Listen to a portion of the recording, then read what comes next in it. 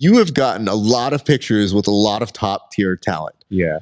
How many athletes from the UFC do you think that you have met over the years? Definitely over 20. Definitely. Okay. So but I'm like a fangirl, bro. I don't care. I'm gonna ask for a picture. I'm like, hey, well, this is a once in a lifetime opportunity. Like, if my son gets to see this one day, we'll be like, hey, yo, bro, my dad was awesome. My dad was with Jones. My dad was with Alex. Like, this is cool. So I get to stunt, what is it called? Build dad lore.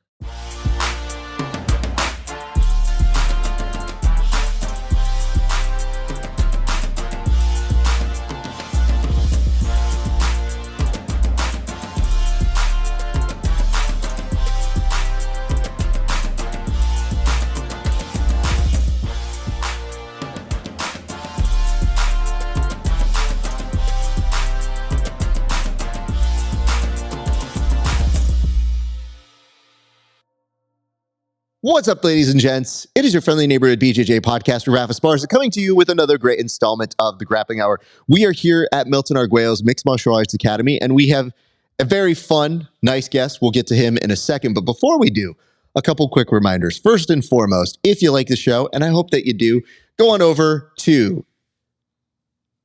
Which one am I going to do first? Patreon.com/Grappling Hour. If you go there and just pay $5 a month, you can see my interviews 30 days before anybody else. And for a few extra dollars, you can see some extra bonus content not available anywhere else, including tape studies with the athletes, technique breakdowns, and we do a segment called Roast Raf where people roast my competition footage. And for whatever reason, that is the most popular segment we have. So go do that. Patreon.com/Raf Esparza. I'm sorry. Patreon.com/Grappling Hour. RafEsparza.com/merch. If you want to get yourself a Grappling Hour hoodie or a t-shirt, get a combo. It's cold outside. You want to be warm. You want to make sure that you're not getting too, ice frozen? What do they call that? Frostbite. That's one. Yeah, that's a thing. So if you don't want to get frostbite, wear one of the Grappling Hour hoodies. Not scientifically proven. But don't force yourself to get that cold, I guess is what I'm saying. RafEsparza.com/merch. You can also like, comment, and subscribe to this video. And if you don't have an area that you would like to comment on, I will give you a prompt by the end of this interview. So very exciting stuff. You can also find us on Apple Podcasts and on Spotify and on YouTube, every one of those places. Just find the full interviews there and give us some love and support and rate and review. That really does help.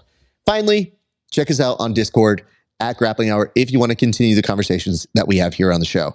All right, let's get to our guest. Well, our guest has definitely impressed me in the MMA cage. I've had the honor of commentating a couple of his fights.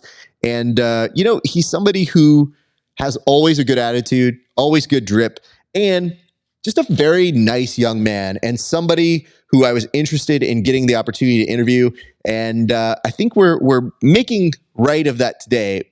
But before I say hello, Rafael Jimenez, I have to ask you, you brought up a good proposal, which is you said, can we go live to Instagram? Now, normally you heard me just do the spiel that says, hey, people will see this 30 days later.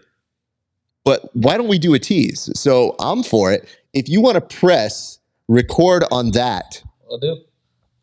We are now going to go live to the millions, I've been told. To the millions. To the millions and the millions of friends. All right. So tell people on your Instagram live what is happening right now. Hello, guys. This is Rafael Godspeed Jimenez, and I'm here with Rafael as well on Verbal. What is it? This one's Grappling Hour. This is Grappling Hour. So we're here on Grappling Hour talking about my fight, talking about stuff, some origin stories, and it's just some beginning bait for you guys. So you guys are only getting a 10-minute preview. If you want to watch this interview in full, you'll need to either subscribe to me over at patreon.com/Grappling Hour, or if you don't have the monies, and I get it, in this economy, you can check this out in 30 days for free 99. But first, I got to say, sir, a pleasure to have you. Thank you so much for coming on out from Bakersfield. You have such a great amount of energy, but the back and forth we were trying to figure out on the scheduling, you were potentially going to go out to Fresno yesterday? Yeah, it's a Valley Fight Series because my coach was fighting Arturo Burgos, which he got the win. You do win. Well, you pulled it off, honestly. Which is good. I'm glad that happened. But you were not at that fight night, sir. What happened? So my friend hit me up last minute to go to the Fuerza Regida concert last night. And I was like, you know what? I want to have a good time. I want to celebrate my win. So I live streamed this fight from the concert and was able to watch it. When I saw that you were at the concert, I know we had gone back and forth a couple times, but I was like, this is clearly not you going to Fresno to go support your team. Oh, yeah. No, honestly, I talked to you. I was like, I'm going to go to Valley Fight Series. I don't know what time I'm getting back home. And then I posted it, and I just forget. I just be posting stuff. And then you hit me up like, wait, this isn't Valley Fight Series. You're at the concert. And I was like, don't worry. I'll still be there tomorrow. And and listen, dude, I'm not one to get in people's way of having fun. But when I saw that, I go, listen, up or down? Are we doing this because I need to set up stuff and it's a lot of equipment? And am I bringing it upstairs or are we rolling? And more importantly, I was getting kind of feisty because I go, dude, I need to train because I, like you, did not roll a ton this week. Yeah, no, I probably rolled like once this week. So I was like, I needed the training session too. But I am a man of my word. You did show up. And I actually do show up a little bit late, but I'm always running late. You know what, man? It's okay. And whenever somebody comes that far to here, it always makes me say, like, listen, dude, it's not a hard one. It's a get here safe. Yeah. And, once I saw you were here, you made it safe. It was good. I was like, great. Now we get to train. We get to roll. Did you enjoy getting to roll today, sir? Oh, I enjoyed the roll because I haven't been able to roll all week long. Well, I wanted to give my body a break. Yeah. But I really enjoyed it. Not only that, getting to learn from a master from yourself. So I get to learn, work on my game, and add new stuff to the tool bag. You know what it is that it's very fun to roll with MMA fighters who all do something a little bit different because we don't do things the same way. So a lot of this is also trial and error for me to go like, I don't know if my stuff's going to work with this. Your passing's good. You're doing cartwheels for no reason. And then all of a sudden you're able to also sustain all of your body up in the air, just like doing a handstand. Yeah. And there was a point where I go, I should be sweeping him here, but I want to see how long he can hold this. And you held it for a very long time. People that don't know, I'm a break dancer, man. I actually can break dance. I tried to put off a couple moves in the ring after I won, but it completely failed. I was in the moment. But I can walk on my hands, You can, okay. But walking on your hands is not necessarily breakdancing, right? You know that, right? No. But I can actually break dance. Okay. It's two different things. When did you start breakdancing? And how did you start breakdancing? So my sister, we watched the movie, and I was probably like 3 years old. And you're saying You Got Served. That's the movie you were watching. Okay. We watched You Got Served, and then she brought the movie home on VHS. And we used to be able to watch it, and then she's like, "You should really practice this." And then my sister was also into like learning to break dance, but she didn't pick up anything.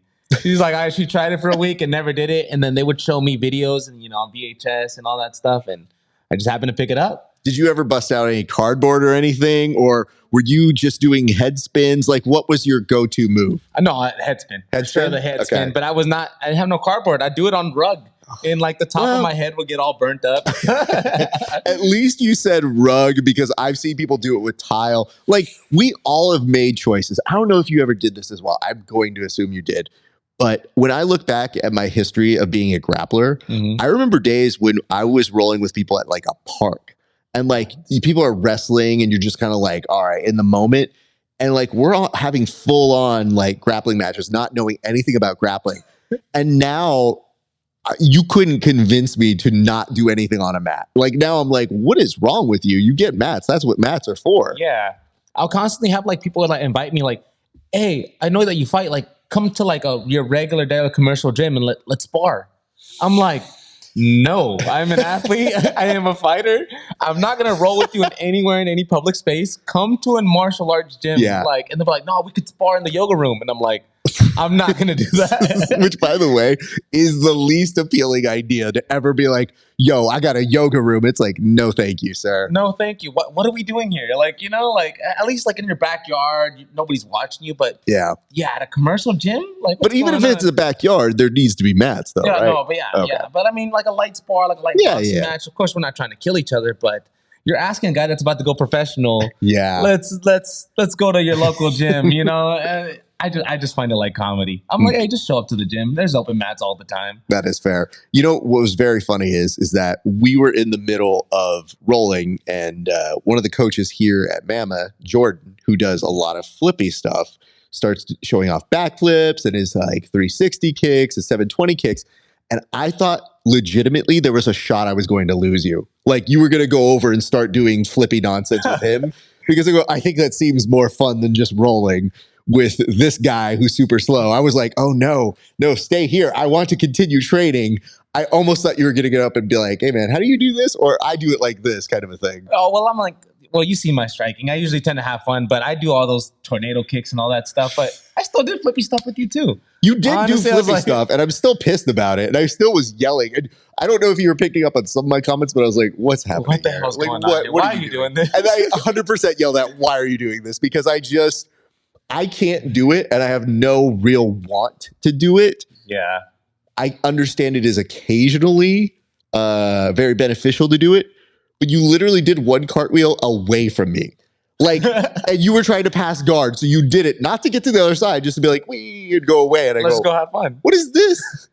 You're like, this would be stalling to me, sir. So I had a moment with that. Do you want to take a look and see if anybody has said anything or asked any questions? Because we're very good at normally implementing that. So let's kind of take a little look here. So far, no. We got these hands. So when you see this, is it this when people do that? Like, or is it this? Like, it's this. It's this. That's what I thought. Like, hey, okay. man, you're doing good. Okay. Big question. Emoji. Is it this or this?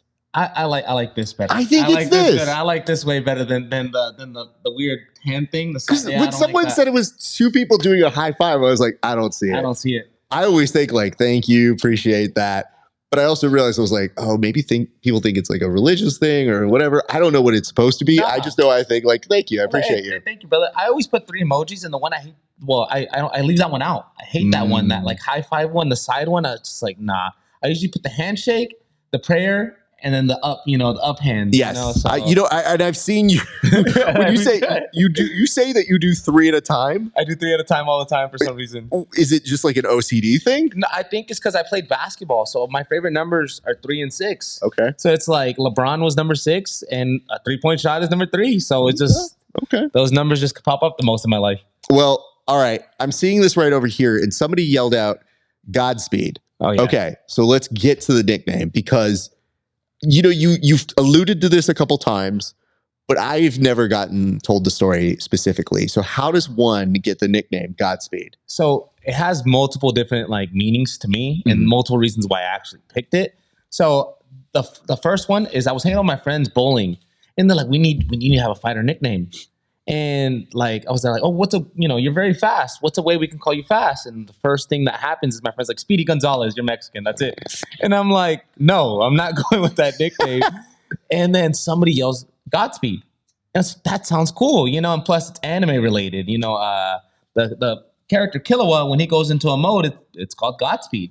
But that isn't the only reason, Bass Rutten, when I was 12 years old, one of his phrases is Godspeed and party on. So he told me happy birthday, Godspeed and party on. I still have the tweet, actually. Wow. I still have it saved, and I'm like, if Bass Rutten told me this is something I'll keep it for the rest of my life. And then when a soldier goes to war, he's told Godspeed. May God be with you. Yeah. So there's a couple different meanings in there, and I'm pretty sure I'm missing one, but yeah. Well, somebody in the live chat said he has multiple nicknames. Oh, yeah. So what are the other ones? So like El Rey. Okay. El Rey. So like, because I come out to the song El Rey by Vicente Fernandez. Yeah. Oh, know what? By the way, I have to be honest. When we are trying to be impartial on the microphone for commentary, when brown people come out to very brown people music, it is very hard for me not to comment and be like, oh no, I think I'm rooting for this guy. Well, to me, like the Spanish music, it's as somebody said this, I watched in a documentary interview. It's not that the music is violent, not the music, it's the guy that's coming out, you're in for a war. Yeah. It's like Julio Cesar Chavez would come out to the band music, but that guy was not backing down at all. Yeah. And all those guys that caught Brandon Moreno, you're going to be minimum in a dogfight. It's not going to be easy night for you. Even if I lose, I'm not going down without a fight. So that's kind of why I kind of come out to the Spanish music. I love that. It's an intimidation factor. Well, it definitely worked. In fact, you know what? If you had walked out to that in rolling today, I would have been like, dude, I'm a little scared to roll with this guy now. Right. But I want to say this. Have you heard the new Kendrick Lamar album? I've heard partially, some parts, yeah. Did you hear the first track? Yeah, I heard the first track. When I heard the lady singing and it had a mariachi influence, it had a Spanish influence. Yeah. I don't know if you felt this way. It's very rare I hear a song and think that's a walkout song for me. Yeah. I was like, yo, this is so dramatic. I would walk out to that song. Like it hit me on a good level because I go, yeah, it's a little bit like inverting the expectations, like a very calm walkout song where this woman, like as soon as she starts singing in Spanish, I was like, yeah. I think that's really fucking like epic to do. So it's been a while since that's happened. Someone also told me there's another one here in the chat and it says mantel. Oh, el mantel. Yeah. So because I'm a very flamboyant dresser, so I bought these pants from freaking I bought these pants from Forever 20 or something, but they literally look like drapes. So they look like drapes and like you know manteles and yeah. They literally, it's terrible design, but I was wearing them to work all the time. So at work the nickname came up and mantel. So I have way too many nicknames, man. I just don't know. Like I thought they cut you off after a certain amount of nicknames. No, it's just because like I'm a very I don't mind getting made fun of by anybody. I don't mind like if somebody says a new nickname every day, but people go with them and they run with them. Like now when they see me at work, like, oh, El Mantel, call him over, you know? Yeah. And then I like El Rey. I have a drink made after me now that's called El Rey. So cool. Trenton Thompson 6 says, man has always had a good sense of fashion. And I was talking to you about this a little bit off air. Yeah. I just noticed there's a lot of selfie of the drip.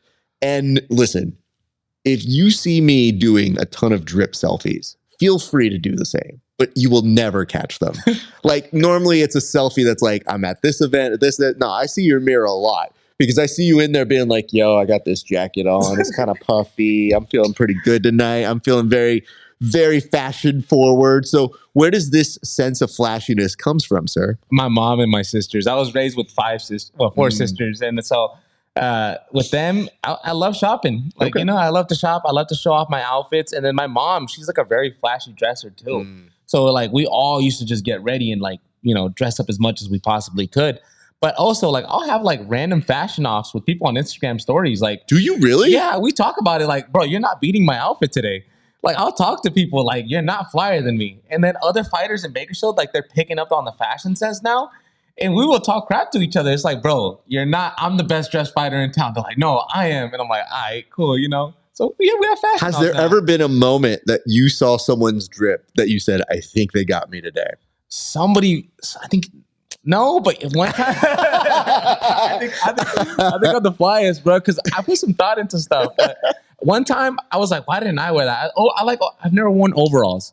But somebody does wear overalls. I'm like, that's cool. Like, you know, I'd wear something like that just to try it out. I probably wouldn't look too good in it. Brother, I would not wear overalls. You know what I wore overalls? When I was in a child's photo and my parents put me in them and I looked at it, I was like, look how dumb I look with this. Honestly, because you inspired me now, I'm going to put a childlike striped t-shirt underneath and wear some overalls. And I'm going to tag you in it. I know. Thank you, please do. It's just, I like to tell people I have two different modes. I am either in sweats, like I'm going to the gym, or I'm in a suit. Yeah. Those are the two extremes. So people, when they don't see me at the gym and they see me all decked out, it's usually because I'm on stage or I got to do something. And so they're like, oh, you dress up nicely. And I was like, this is how I wish I would do. If I had a job where I need to be in a suit every day, I'd be fine. You would definitely do it. I'd be fine. I like that because I like buying new shirts and ties. And when I used to do speech and debate, you had to have a new suit and tie combination for every single time. So, yeah, it can't be the same thing. If not, people are going to start thinking it's the same promotion, same stuff, same thing all over. And dude, sometimes I even look online to see if I've worn the shirt tie combination before because I go, I don't want to do this. The only time I did it was at SparStar. I did wear my Dodgers tie, and I was like, I don't even want to wear it with the black suit jacket. But I go, this is our bragging rights time, so I don't mind being like a little off from my personal taste to be correct with the tie. Yeah. But a good friend here, the Honduran Warrior, is in the chat section. Just put up some fire emojis. Hey, what's up, brother? He also had a very strong night there, a great performance. So shout out to you, brother. Honestly, I talked to him for maybe a couple seconds. He was super cool, super nice guy. Like I just told him like, hey man, good luck with your fight. And he's like, hey, you too. And we kept walking by each other, going to the restroom. And it's like, you know, that fire awkward, like you're like, we're about to go fight, so we can't really talk yet. Yeah. But I had a really good vibe from him the whole time. You know, in getting to do the interview with him too, the post-match interview, good vibes. Like I felt like, I kind of understand where he's coming from. It was very easy, effortless interview. So shout out you, bud. If you're watching in the future, perhaps we do one of these. You come over and train. We do an interview. Be dope. So, all right. Why don't we go ahead and take a look and see if anybody is added anything else? Because I think we're going to close this up. Okay. So that if you guys want to catch out the rest of the interview, you would need to come back again to the Grappling Hour. You can go to the Patreon and see it early, or you can wait 30 days. So that's how it's going to be. In 30 days, it'll be out and free to everybody on YouTube. But until then, it's going to be on my Patreon once it's edited in like a day or so. So take a look and see if we got anybody else saying what's up. There's multiple nicknames. Let's see. Fashion. Saludos. It's just Godspeed, stuff like that. You know, people just paying attention and stuff to it. I see that. Yeah. Is there not one comment in there? Or I think there's a question in there. Why is Raph such a good grappler? Where did that come from?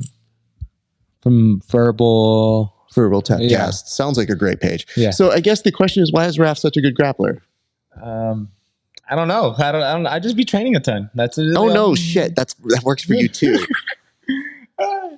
Well, why are you such a good Yeah, grappler? that's what it is. Who do you think asked that question? It was me asking about me. But you don't get to call yourself Raph. You don't go by Raph, I don't right? go by Raph at all. So that you were answering for clearly me. I get very confused with my name sometimes. Well, because you were telling somebody earlier when they were introducing themselves to you, are you a junior in your family or? Yeah, I go by Junior. So like when I talk to myself, I go by Junior. Okay. But like, because like I'll come here and people will see like my Instagram, they'll automatically just call me Rafael. So that's I mean, I'm probably gonna release this, but it's a joke. LeBron James, one time he went to a party, and the way that they found out that the guy didn't belong there is because he called another NBA player by his actual name. He's like, oh, who is this guy? Like, clearly he's not one of us. He should know, like we don't call him that. So when people call me like Rafael, I'm like, oh, like they don't know me like that. Like, you know, I'm like, who is that guy? You know, but I mean, when I trained at like CMMA the whole time, it was just Rafael. I'm like, but my name is Junior, you know, like that's how I go by. So I love the fact that there's a fellow Rafael, and it's always nice to have other versions of that. But I now realize that name is as fake as these glasses, sir, because I thought I had no, you can keep them on. I just wanted to put you on blast because the people need to know you don't need to wear those. I have to wear these or bad things happen. So when you came in here being all like, oh, I'm just getting in my, I'm embarrassed now. My Bad Bunny phase. Like, I'm good, bro. I need these glasses. I was like, no, I just wear them for these are lies. Yes, of course. All right. I got one last question here. It's from Dan Lopez, who says, why are you such a chill guy? I'm just a chill guy. I'm a nice guy. So are you supposed to have hands in the pockets? Be like, I'm just a chill guy. I just do that thing. I just happen to fight. I just happen to be good at sports, like good at fighting, you know?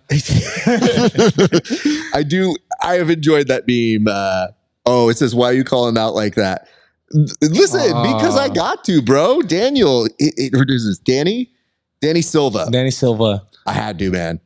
Listen. Hey, come on. I love it. It's all good. I'm just saying, man, I got to be a hard-hitting journalist here. I got to ask the questions that people are afraid to ask. I got to let people know these are fashionable, and that's all they are. That's all they are. And that if I gave him these, he'd be like, bro, I'm worried about your eyesight and your future if you're driving. So I'm just saying.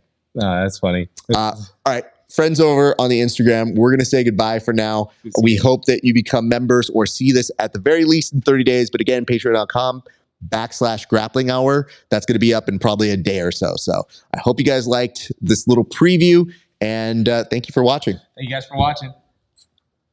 All right, let's get to the good stuff now.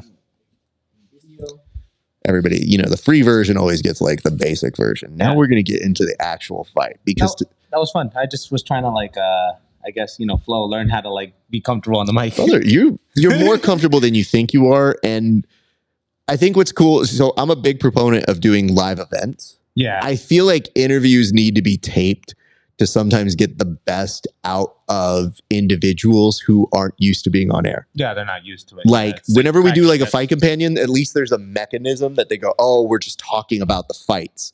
They don't really think like, oh no, I'm on air. They just go, okay, cool. We're drinking. We're talking about it. Sometimes when you do an interview, they're nervous or they say something like, hey, can we take that back? Or oops, I was racist, or you never know what they're Yeah, saying. you just So never know when stuff I just like the idea of making it so comfortable that we could do it, but maybe in the future we'll go back to live. I would ask this. For you, we got a little bit of the name, we got a little bit of your style and your fashion sense, but I do want to pay you a couple compliments before we get into the actual fight that you just had, which is whenever you get to train with somebody, you get to put together parts of your game that you've seen from afar and then kind of understand them better. So when we were rolling today, all things that checked out: good pressure, good intensity, excellent athleticism, and the way that you combine it with your natural movement. Like, if this is where you're at right now, I think the leaps and bounds that you'll make as a martial artist as you grow are going to be very impressive to watch. So it's very cool, especially as you're looking to go into that professional career, because it tells me you've learned about as much as I think you need to be in the AMI scene. And it's very, very exciting to see that. But going back to your last match, your last fight, you ended up winning via guillotine. Yeah. And I got to be honest with you, I saw that. I was like, all right, now that I know he has that, I am not letting him guillotine me at all, because it looked murderous. So you told me that somebody yelled that out. I need this story on our show now because it was confusing. I'll set the scene. I'm interviewing you in the cage. I see some dude and you go, yeah, this dude was just yelling out, hit a guillotine. I thought you knew the dude. So what is the full story now? So I'm gonna tell the full story. Apparently, because of the Mexican music and the Spanish music I walked out to, this guy, well, I found him way later, actually. But he said he was buying a beer or something like that, and he's heard my song and he ran over to the cage to come watch me fight just because he heard my exit song. He's like, this is it. This is awesome. He's representing for the culture. I need to go over there and watch this guy fight. And then, so I was in the middle of the fight. It was happening. Actually, let me backtrack. Sorry. I'm skipping details by accident. So when I walk in the cage, I see this guy yelling across from me in the cage, and he's yelling like, you got this, you're going to win, like, you know, in Spanish. He's like, don't even worry about that other sucker. And I was like, well, like, I respect the guy, but I was like, whatever he thinks, like, I don't even know the guy. But he was getting my attention. And I was like, all right, cool. And then, of course, my opponent shoots the takedown. We end up close to the fence on his, you know, corner side. But all I can hear is this Mexican guy yelling in Spanish, like, choke him. And then I hear guillotine. He's like, go for it. He's giving you his neck. And he actually was. I was like, what's worst case scenario? I mean, we've been fighting for about 2 minutes almost. Yeah. And it's like, worst case, I have a good jiu-jitsu. I'll get right back up. So I gave me his neck, and he gave me it a lot easier than what I thought he would. He left it in there, and I was like, what's going on? I was like, is this bait? Maybe he has a really good guillotine defense, because I've gone against guys like that. You can't even choke. And no, I just jumped right back on it, and he tapped. And then I was like, okay, cool. But you asked me the question, like, how'd you know you were going to get this guillotine? Yeah. And the only thing that came to my mind was give that guy props. Because I couldn't hear my corner. I was all the way on the opposite side. That's right. So the guy that I actually could hear was the guy that was actually right there near cage side. And it's a guy I didn't even know. And what's funny, I thought he's like, he has to be a trained individual. Yeah. He has to be a martial. No, just a regular fan that just wanted to come in and just watch some fights. And then I was like, I need to find this guy, you know, like thank him. At least it helped me in the moment, you know? And then I put it on SparStar. I tagged them, and he found me through them. And then we got to talking and found out he's not a martial artist, not nothing, just a guy that yelled full guillotine. So a random guy who does not train had the best foresight to know what you needed to get the win. Yeah, exactly. I can't tell you how rare that is, because in most other cases, when people have this happening to them, the dudes who yell in the fights have no idea what they're talking about. They're like, hit him. Just get out of there. And you go, stand up. Thanks, appreciate that. So you're telling me this rando Mexican did that. So I realized the inception that was happening was, I'm in a cage, Mexican, asking another Mexican how he did something, while you're telling me another Mexican outside that's a rando was the one to actually tell you what to do. And my brain was just kind of exploding, because I thought, like, what's happening here? And why is this, like, I go, this is a great story. I go away and I see on your stories the next day, you're like, oh, this was the random dude that yelled at me. And I go, oh, he was super, that's how random he was. It was random. I didn't have mad, it didn't have nothing. And you like, I thought you knew the guy because you seemed so familiar and stuff like that. I was like, no, I did not know that guy at all. And he kept yelling at me like he was like he's my family member. He's like, you got this. And what's funny, he posts, he's like, I'm 1-0 as a coach in MMA now. Imagine that guy when he went home and he could tell all his friends, like, bro, I know what I'm talking about. Like, I'm fighter. I'm like this. But that guy must have probably been on a high that night too. I mean, you know what I mean? It may not be a bad idea to bring that dude in your corner now. You just be like, hey, listen, bud, if you can't be in my corner, I need you to buy specifically this seat in the house and just keep him happy and loaded. Because the weirdest part to me, and I don't know that this made, I was trying to figure out if it made air. I think it's in the video you posted, but this dude was also filming you. Yeah. In the post interview. So imagine a dude like this being like, yeah, you did it. And I go, I just think he's family because who else is doing that? Like that's Theo behavior. So I thought he was a Theo to you. And I just saw him doing this and this. And I go, oh, that's really sweet. A family member. And I'm pointing and you're like, yeah, this dude just yelled at. Putting all that together, the amount I laughed was so high. When he tagged you, what did you say to each other after that? Well, we just talked. I just wanted to find out his backstory. The funniest part, he's like Mexican. He's buying a beer. And then he's like, you know what? I heard with the song, I don't know if you actually ever listened to it. It's about a gun shootout in Mexico. And it's about like narcos. I was like, I need this. I'm about to go into war anyways, Yeah. And it's a party song. It's a hardcore Mexican party song. So when he did it, he was grabbing a beer. He's like, I need to rush to the front. I need to see this guy fight. He's a vibe. Like that's pretty much what we got from this. He's like, dude, I'm running, and he ran cage side. Apparently, I don't know if his seats were there. I don't know what he was doing there. He had a pass, but I don't know. I don't know who he was with. And what's funny, I didn't know him, but I was such on a high. I took a picture with him after, and I was like, I do remember, but I'm like, I don't even know this guy. I was like, I thought he was a narco because he had a chain on it. He had a chain. He looked like he was flossing. He was cage side. I just found out he's a regular family guy. I was like, I thought he was a trained martial artist because he's throwing out info. I mean, it's a pretty good wish list. So it definitely, it worked because when I saw it, I go, I guess it was some sound advice. It's just, it looked so effortless. And I was applauding, obviously, the chef. Yeah. But also the man who supplied the ingredients for that. So I don't know, man. I think it's such a legendary way. Like, if that truly is your last Ami fight, then so fun way. It really is a beautiful way to exit out of it. Because what other funnier thing could have happened? Yeah, well, it's like, to me, that was straight comedy. And then, like, the views on my Instagram, I've never gotten that much views. And then I went to my chiropractor. And they watch my stories too, and they're like, "Dude, that was so funny about the guy. Like the man said, like you found him. Like apparently that was actually a meme going around town. It was super hilarious." And then, like you said, that one video, he actually was recording himself saying, "Like I'm the guy that said it. I'm the guy that was like that told him, go for the guillotine." And I was like, "What the heck?" Yeah, but excellent, funny moment. I think that memory will be in my life forever, as it should be, because it is so funny to me that an audience member could be that right. For you, did that fight go how you expected it? Because to me, it just seemed slightly unexpected. I knew that he would have some energy and press, and sure, it was a good takedown, but man, was it the right call in that moment? Well, like, I don't know. Like, I mean, I had the last fight that I had before. I went from being out of shape to in shape. So I had to worry about my cardio, plus the drastic weight cut I had. This fight, I was ready in shape. I didn't have to worry about my cardio. I'm like, this dude is not taking me down. When I'm in shape, I genuinely believe nobody can take me down. That's one of my little cockiness and stuff like that. Because I've had UFC guys try to take me down. I'm like, dude, you ain't taking me down. I was like, I'm pretty good at that. We took it down. As long as I got the cardio for it, we ain't going to the mats. I'm Jose Aldo, But so when he did that, I was like, dude, I refuse to. After my last fight, I'm going to strike and I'm just going to keep it up on my feet.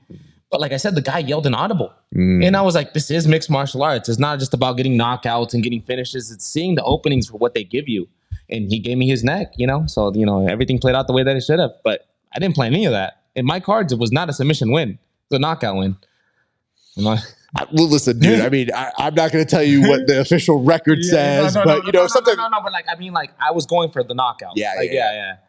Okay. I just love the fact that, by the way, I'm glad you told me this now, because I can't tell if I would have been a goon enough if we were starting to roll, because I was starting just pulling guard when we were first starting our roll. Yeah. I don't know if my competitiveness would have kicked in and be like, he's like, nobody can take him down. So I was like, I'm not. Well, I get taken down in practice. That's it. But like, Oh, well, sometimes, okay. but like in a fight. No, I nobody's know. taking In a me down, fight. you know, Okay, great. Fight, my bad. I'm glad we clarified that. Yeah, no, because no. again, when I heard it, I was just like, I wouldn't have tried to do that. No, but I don't know. Like full speed, full adrenaline, full goes with punches, and I'm fighting for my life. I'm like, because you feel not only prepared given all of your training, but given your experiences and what you're good at, your athleticism does make you hard to contain. And one of the things I did find is, we weren't necessarily wrestling, but there were almost like ways that I was trying to work what I know neutralizes wrestling in certain positions where I was like, oh shit, I've got like this go behind here, or like literally just turtle position and like try to contain because you were so fucking elusive in certain ways. And I think at one point I just heard you kind of mutter like, oh, good wrestling. I was like, I'm not a wrestler. And then I was like telling you, I was like, oh, you must be a wrestler. You're like, not a wrestler. And I was like, wow. Oh, I thought you had me fooled. I was completely like, this dude's definitely got wrestling background. No, not wrestling. I started mixed martial arts. We're coming up on my 4-year anniversary. December, I think 12th or 15th, I walked into the MMA gym for the first time. Never wrestled before that. Didn't wrestle in high school. No, nothing. So everything I pretty much learned about martial arts was from that moment and on. So like being training sessions in my hometown, from LA, whatever I've been able to pick up, it's just all been in these 4 years. Luckily, I've been, I dedicate my life to this now. Well, you've also been around some incredibly talented people. You mentioned training over with the CMMA guys, and Jesus, that's a hard day. Those guys are good. Those guys are really good. It's just even the little clips they do show, it's only just a peek into all of their greatness and how good they are. We were talking about Javi and a lot of those guys, but dude, one of my homies instructs there. So when we're talking about George, like, he's really good. And dude, he'll come up to this gym every once in a while, and he and I, the same kind of thing, like a marathon roll. And it's a hard roll, but we have so much fun when we do get the chance to finally see each other. But it's always like, he's really far, I'm really far. So I go, when are we training? And he goes, man, as soon as this. And he told me recently he had an injury. And I was like, cool, but I'm trying to train with you with that injury because like I can do a couple things. I need an advantage real quick. You know what I mean? Like you're a little spicy already, but if this is it, I feel like I might have an edge this day. And he rolls when he comes here with like no ego at all. And we're just always able to exchange information. I never got a chance to roll with him just yet because Javi told me, he's like, wait till you roll with him. If you start seeing how good he really is. But he's Yoda. That's basically his nickname out there. It's like he knows a counter to the next move, to hold positioning. So a lot of my jiu-jitsu that I worked with you today, like my Granby. Yeah. That's from Chad George. We were just working Granbys, different moves. Also like my stand-up, trying to do sit-outs, like a lot of that's from that MMA, that catch wrestling base. So that's where my style is basically going towards now. Yeah. And dude, I don't know, man. He is definitely, our paths crossed at very good times where he was open to just taking notes or exchanging information and then just good spirits. Like, I think there was one time we were rolling and then we had said we should grab a beer or something. And I was like, brother, I just brought the beers to us. And we finished rolling and he's like, oh, I'll definitely drink with you. So every once in a while I was like, oh, are we drinking? And I was like, bro, I'll always have a beer after training. It's just, he's such good times. And I've seen him kill it as an instructor there. Like always packed out. Really good as a team, honestly. But again, it's kind of how when I'm rolling here, especially with him, it is counter for counter, like for days. It's just literally us just seeing what the other one is really good at and saying like, oh, I'm going to take note of this. I really like this. Yeah. And I think he gave me one really good note about trying to work something from like it was like a X guard or something. And we just kind of like compared how we do things. And he was showing me how he's beating it. And then I was implementing it like a little bit later. So it was just like, dude, what a good guy. He's able to give me such great stuff. All right. We did kind of tease this, but do you think that is the conclusion of your amateur career? I do think that's my conclusion. I think I'm becoming 27 in January. It's time. It's like, my goal is to make it to the UFC. It's now or never. I got to start making a push. I got to start getting fights. I got to start getting wins under my record and flashy wins, so I can get pushed even a little faster. But yeah, I think that's pretty much it for my amateur career. I should be going pro here pretty soon. Just finding the right options, you know? Is the drip going to scale up with your flashiness as you go professional? Of course. I mean, more money. Of course. Because that's the worst part is, this kid who was in here talking to us was telling us that for his bar mitzvah, he goes, I gotta be honest with you guys. And I'm thinking to myself, okay, what is he trying to tell us? He goes, I spent all that money. And I'm like, you're a child. Of course you spent all that money. Of course you spent it, yeah. And he goes, but I blew it. And I go, this kid thinks we were looking at him like he was going to be the most financially aware 13, 14-year-old kid. And he's just like, yeah, man, I got some regrets. I spent it all like a dumbass. And I go, we know. Yeah, dude. When you're younger, it's what you're supposed to do. But as he's telling me this, all I'm thinking is, you and I are talking, and I'm like, bro, if this kid had money like that as a kid, probably would have been even flashier back then. Oh, I don't know if you know. So in high school, I had a whole newspaper article made of me. I still have it. I have a newspaper. My mom keeps a whole bunch of them, but it's just literally about my whole fashion sense. So I got that in high school. And when that dropped in high school, everybody's like, hey, it's that guy that dresses up. But it didn't help me with the ladies. It got me made fun of even more. Oh, really? Who was making fun of you for that? I went to a very tough high school. So and I was like, everybody always like, why are you dressing up? Why are you doing this? Why? It was never like, hey, you looking fly, my boy. Like, no, it was always pushback. But I never changed. Were you kind of a nerd then too? Because you've mentioned your anime love. You've mentioned certain things that I go, oh, he's a good fighter, but he's a nerd at heart. Like, look at this. Super nerd, honestly. No matter what, like I love space. Pretty good at math. I would have been a lawyer if I wasn't a fighter, if I got a chance to actually go to university or school or stuff like that. I just like learning. My brain picks up stuff. That's why probably in this short amount of time I've gotten good at MMA. Probably, autistic, not even to say that. It happens. Like that. But genuinely, like I don't know what it is. Once I find something, I dig deep into the rabbit hole and start learning everything I possibly can. So, I mean, I'm pretty nerdy. Okay, let's start here. Nerdy. Why space? Like, what intrigues you about space? No, honestly, it's not actually space. It's like actually okay, so imagine like a rocket ship going to Mars. Mm-hmm. You do the math. How much energy would it take to exit our atmosphere? How dense is the atmosphere of Mars? How many miles are we away from them? Like, like that intrigues me, the math, the science behind of actually why stuff works the way that it works. But believe it or not, I'm not even a handsy guy. Like if you told me to work on my car, I'm not working on my car. But if you told me, we got asked earlier to help a gentleman that was outside. And I have to tell you, when you were like, hey man, my car's in rough shape. People sometimes say that like, it's a rough drive, it's a long drive. And I'm thinking to myself, okay, no problem. I make the turn into this place and there is a car that has all of its stuff on the outside. The hood is popped. It looks, to put it gently, like even the repo people were like, no, thank you, sir. But when I popped around, I was like, oh, I didn't think his car would be that rough. Oh. And then I drive past it and it wasn't him.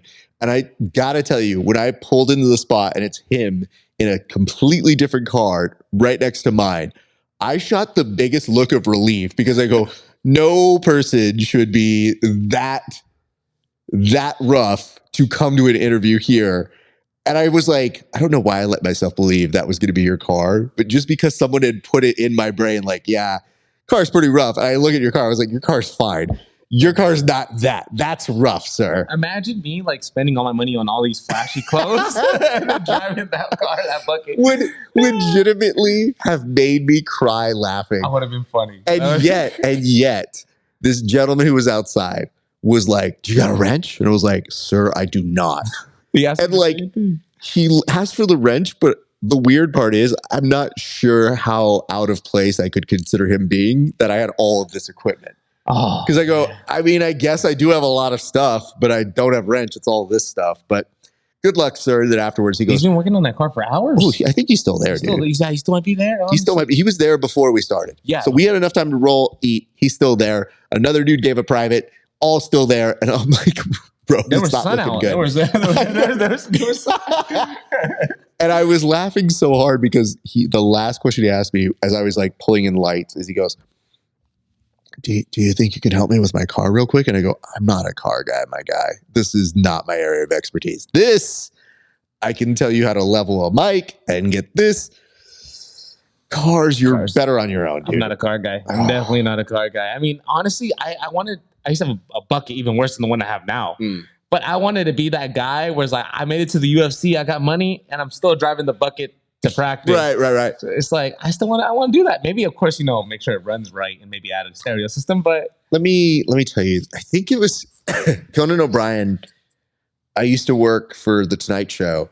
He had a very old car that he was very proud of, got good gas mileage, and he was very proud of keeping that car. And, he was saying, like, I drive his car, which he did on occasion, but he also had, like, a really fly car that he would drive as well. You know what I mean? So I think that's what you are. You're like, oh, no, the heart of me, still a hard worker, but also check out my Beamer, whatever. Well, like, maybe why not Monday through Friday, drive the bucket, save some gas, save some money, and then on the weekends, pull out the fly car. Yeah, of course. You know what the other thing is? When that kid was telling us about, he's like, that guy, his dad gave him that car. And I was like, I hate to tell you this, kid, you're going to meet a lot of people like this in this world.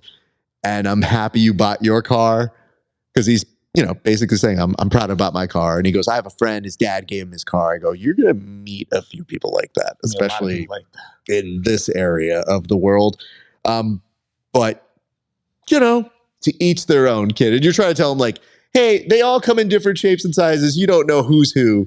But that is a nice unifying thing about grappling and MMA is you do get all these random people who have money, some people who don't, and you get to learn different personality types. And I'm like, dude, sometimes the people who have no money are the purest of the people. Yeah. Who will, like, literally be trying to give you money. And you're like, bro, you don't have any. Like, you need to put that away.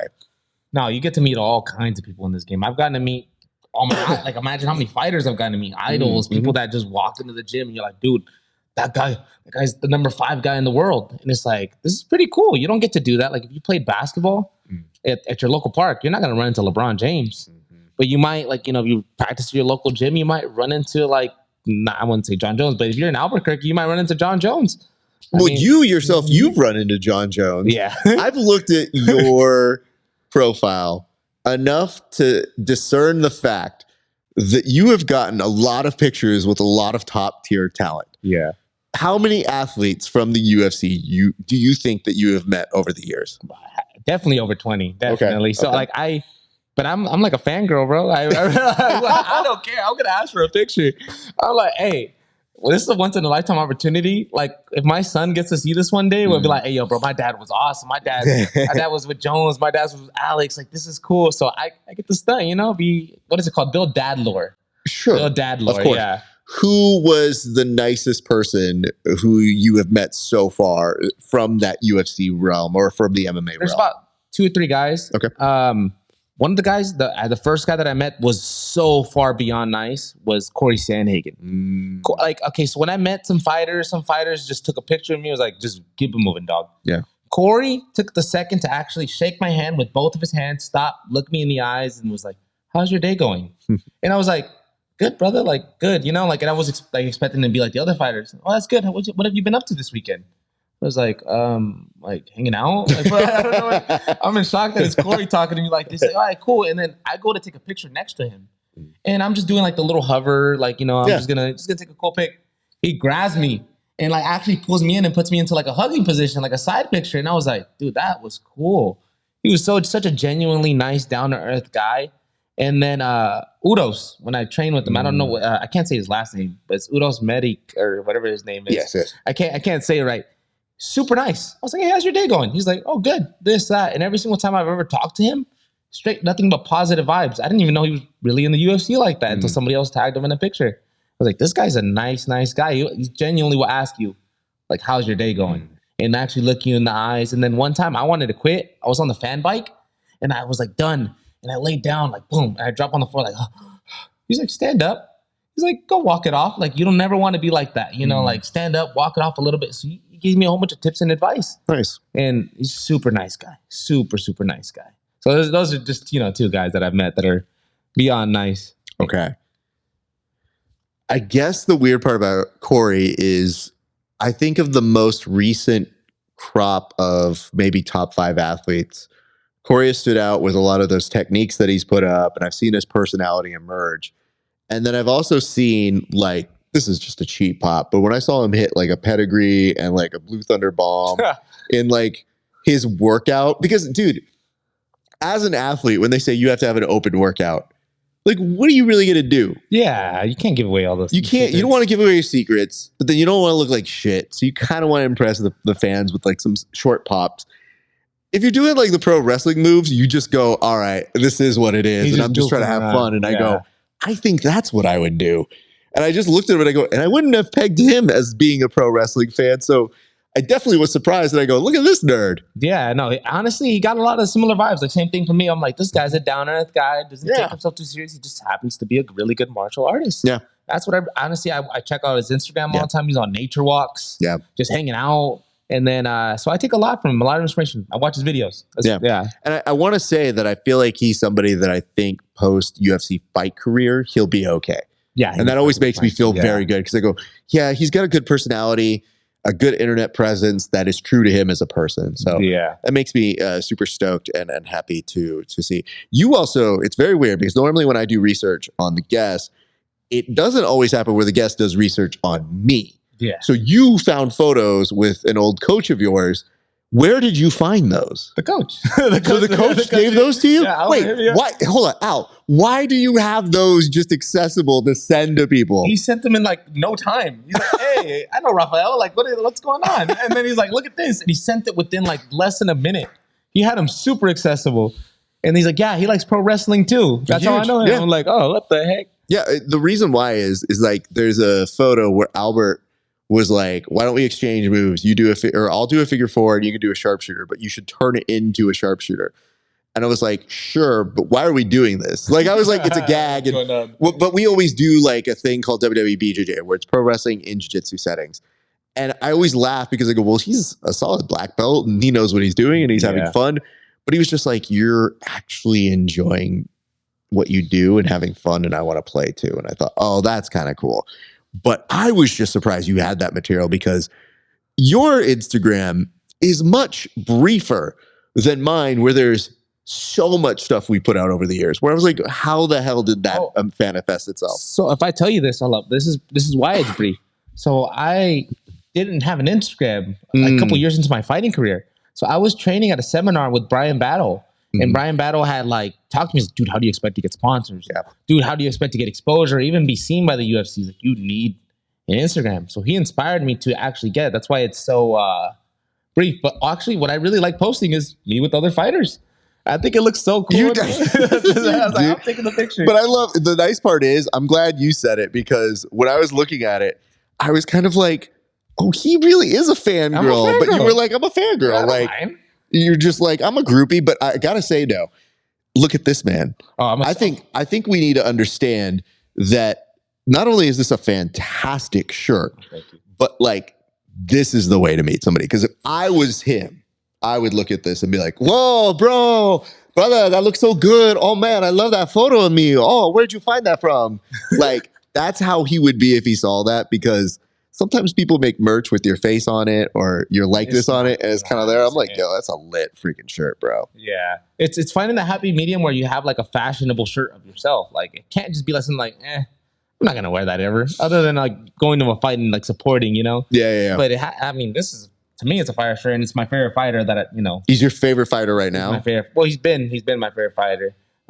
Just the way he carries himself, the way he's a family man, the way he's always even win or lose, he's always in a fantastic fight. Oh, yeah. Even watching him get knocked out, there was like a collective, like, everyone was hurt. Just, it hurt our soul, but you knew it was likely. Yeah. As a possibility. Because again, just his style and the wars he's been in, you go, it's possible. And then I remembered seeing it and thinking like, well, my weekend has been ruined. Oh no, and I'm a Robert Whittaker fan too, so it was rough. I was like, no, I'm just a fan of nice guys. Just a chill guy. It's just a chill guy, indeed. Why don't we take it back a step? Why don't we get to know where martial arts found its way into your life? You were alluding to it a little bit earlier, where you were an athlete. I'm assuming you were playing basketball, and you made a really good analogy, by the way, for your basketball and your striking and how that parallel went. But it tells me that you were an athlete before any time you were a mixed martial artist. So when I was young, actually, like my brother-in-law, my sister, the first time I ever met my brother-in-law, I think I was like 7, 8 years old, maybe. And the first time I met him is when they took me to go watch Chuck Liddell fight.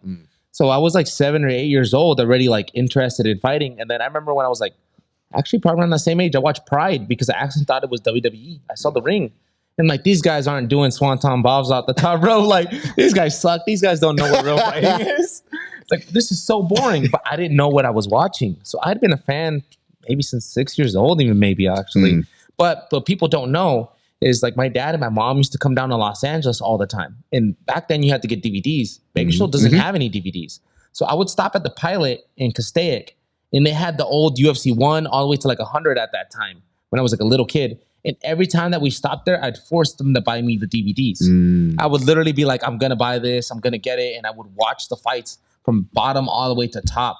And I'd become super, like, I think my favorite fighter of all time at the beginning was Anderson Silva. The way he was finishing people, I was like, this is art.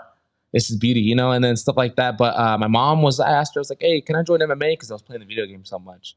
And she was like, no, son, like, I don't want you getting hit, like your face, you know, and then not only that, like, you know, moms, they don't want you in danger. So I never joined it. You know, life goes on. I'm slowly playing football, basketball. I do track and always super athletic. But one day I woke up, like, I think I was working like a warehouse job. And I was like, and I was listening to Joe Rogan's podcast so much. The one that really inspired me, the 2 podcasts, was Max Holloway's and Israel Adesanya's, where they like really talked about it, how anybody could be, you know, actually do it. So I was like, you know what? I'm going to go try it out. So I quit my job and I went to like, so I could, because I was working night shifts, was like, if I do MMA, I can't work this job no more. So I went to go chase my dream, but I had hyped it up to all my friends, like, hey, I'm going to be this MMA fighter. I'm going to do this. And I'd gotten into crazy shit before I walked into the gym. And then I got punched in the nose, in the face, and I felt like my brain rattle the back of my head. I was like, dude, I got to quit. It's like, but I hyped it up so much to all my friends that I was like, dude, like, I can't quit now. I got to stay in it. And, you know, it's been off to the races ever since. That's pretty much how my MMA story kind of got started. Do you remember walking into your first, I mean, I usually ask first jiu-jitsu class, but did like an MMA class happen first, or what exactly was your first experience? I went into a dungeon. Like it was the Wild West in our old gym. We had our coach. I mean, there's a method to the madness, but he's a wild guy. He's like, hey, you walked in week 1, you're gonna go spar the champ over there. He's like, you're going to war on a Monday. You're going to war back tomorrow, the next day. So what's crazy is my team, we had a lot of success when we were all together. Like it just made killers because we were literally fighting each other in the gym, and everybody was trying to be the best guy in there. And we don't know the knowledge of fighting. We don't understand like the brain damage and all that stuff and the damage you take on your body. So we were just going to war with no technique, and we're just trying to figure stuff out. So with time, luckily, you know, we got pretty good. I mean, I'm glad that worked. I do want to go to your first jiu-jitsu class because, again, grappling hour, we like to always profile that. What do you remember about your first grappling class? So I had played the video game so much, and I kind of and watched so much UFC. I knew the positioning. I just didn't know how to get out of stuff. Like, you know, of course, you know, white belts are like newbies. I was a spaz. I was like, get off me, move. But I didn't do too bad. Like the first day I was catching people in submissions and stuff, and people were like, you've trained jiu-jitsu before? I was like, no, I just played the video game and watched so much UFC. I have the knowledge. And then I didn't have to learn the language, like learning like, oh, this is side control, this is half guard, this is guard. I already knew what it was. I already had, what's the saying? Like your cup was full. You know, like you already had water in your cup pretty much, you know, some knowledge. So that's what I remember my first one. I actually don't really remember it. I don't remember it fully, but I remember like rolling with people and I was like, okay, cool. But I remember people telling me like, hey, yo, like, looks like you've rolled before. Like you've had jiu-jitsu experience before, but I just didn't know. And then I was a wild kid. So I'd practice these moves on my cousins, like when I was a kid. So I would just like, we'd do WWE and we would do fighting. We'd put on the gloves. We'd do all that stuff. So to me, it wasn't like different to like how to manage a body. I was like, okay, this is where weight, this is where how you get counterweight and positioning. So that's kind of all that I remember, honestly. When you were doing the WWE, were you the guy winning, or was it? Yeah, okay. Did you have a finishing move, and if so, what was it? I like the swanton bomb. So you were a high flyer even then. Okay. I literally would get the ladder and get my like literally jump onto the couch with my cousin on top of it, or like jump off my bunk bed I was wild. I don't know. I don't know if you know this. I have 8 scars on my head from stitches over my lifetime. Like different. I have my eyebrow cut. I have like a scar on top of my head. One giant one in the back. I was just a wild child. What did your mom say to all this? I think my family got used to it. I didn't have any broken bones, but like I was constantly always having to go to the ER to get stitches. And like now, like when I get cut, I'm like, all right. Yeah. I was like, all right. And then there was really a funny moment in high school. We were playing basketball and this guy's head collides in with mine. It's the big old scar I have over my eyebrow. Okay. It was 27 stitches. And then I was like, damn, I hate when this happens. That's what like my friend to this day says. He's like, you didn't weren't like, ow, this hurts. You were like, damn, I hate when this happens. Because I had so many stitches by that time. I was like, this sucks. Now I just have to go to the ER. So, I mean, if it happens in a fight, it'll happen in a fight, you know? I have to get some stitches like, yeah. I mean, it bodes well for your pain tolerance, I think. Yeah. And usually that's something you kind of need to have because I don't think this is really something that you go without pain in. I just love the fact that we introduced you today to the concept of a gimmick pin when we're rolling. And it was so funny because when I was doing it, you had no clue until the third count when you go 1, 2, what is he doing? What is he doing? Oh shit. And then you had this moment where you were like, wait. And I always think to myself, it's a fun way to play. And you're like, I think I'm going to do this to my training partners now. Oh yeah, I'm wrecking white belts. Because it tells me, this is why I'm asking if you were the one that went over. So was this planned? Did you have a predetermined winner?